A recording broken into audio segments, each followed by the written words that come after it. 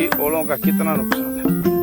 ये ओला वाला जो कपास है आज भी प्रोग्रेस नहीं कर पाया। ये यहाँ से तोड़ दिया था,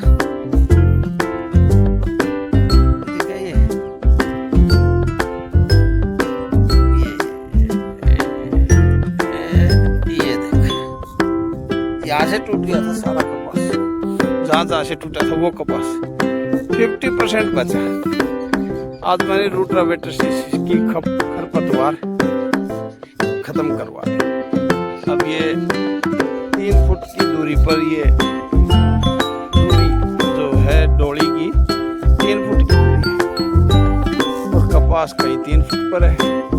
और अब तो दूरी काफी हो गई। देखिए इससे वहाँ 5 से ज्यादा दूरी है, वहाँ 7-8 फुट दूरी है।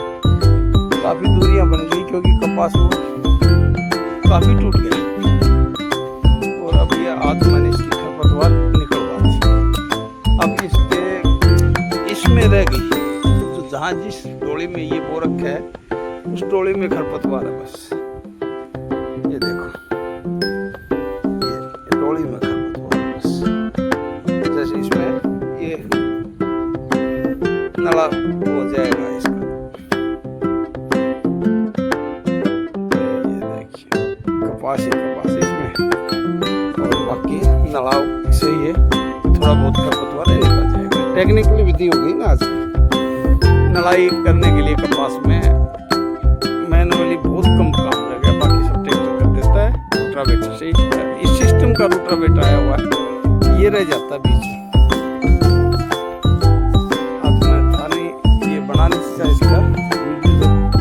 किराए से बुलाकर करवाया था, मेरे पास ट्रैक्टर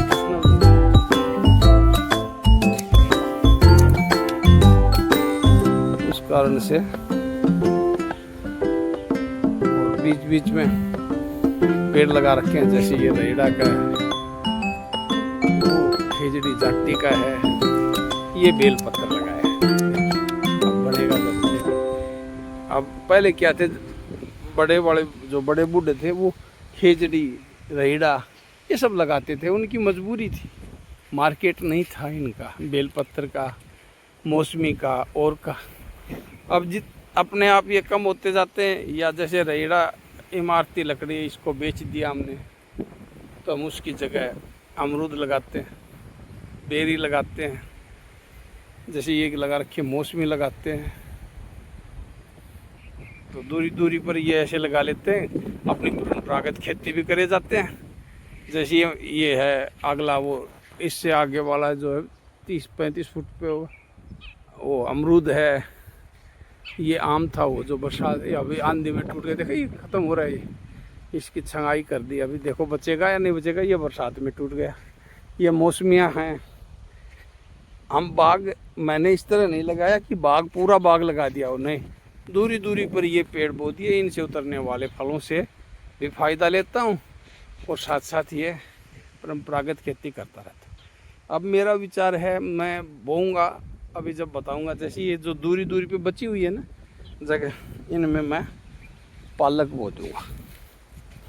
जैसे ये जगह बची हुई है इसमें, इनके दूरी पे ये 3-3 फुट थोड़ी जो दूर है, थोड़ा सा कपास और ऊंचा होते ही इसे पालक बो दूँगा।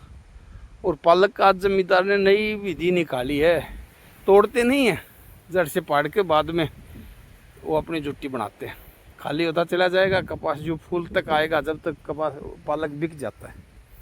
2 मिश्रित खेती में आ गए, 2 हो गए।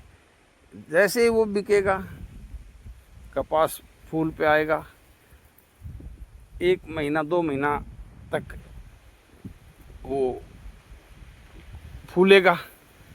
फिर उसके अंदर दूसरी चीज़ जैसे मेथी बो देंगे या कुछ और बो देंगे, कपास चुगाई हो जाएगा। जब तक कपास चुगाई होएगा मेथी बनने को तैयार हो जाएगी, फिर मेथी बेचने लग जाएंगे। मेथी भी साथ साथ, यानी जैसे कपास काट के ख़त्म होंगे तब तक ये मेथी बिक जाएगी। इसी के साथ साथ खर्चा पैदा करने का, अपना जो खर्चा लग रहा है उसको निकालने का, दिनचर्या का, घर का, सब आराम से थोड़ा थोड़ा करके इस तरह। जैसे मेरे पास 1 एकड़ में मैंने कपास लगाया, इस 1 एकड़ में कभी सरसों बो दी, साग के लिए, जो साग के लिए सरसों बिकती है, कभी पालक बो दिया, कभी मेथी बो दी, ऐसे कभी कुछ लोगों ने खीरा बोया था जो बहुत पैसे कमा गए, दूरी दूरी पर खीरा बोकर मचान सा बनाकर, और वो पैसे कमा गए। कपास तो हुआ कम पिछली बार, परंतु ये चीज़ बहुत हुई।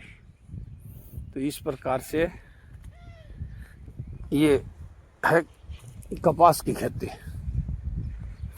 और इसकी ट्रैक्टर द्वारा हमने ये खरपतवार निकलवा दी।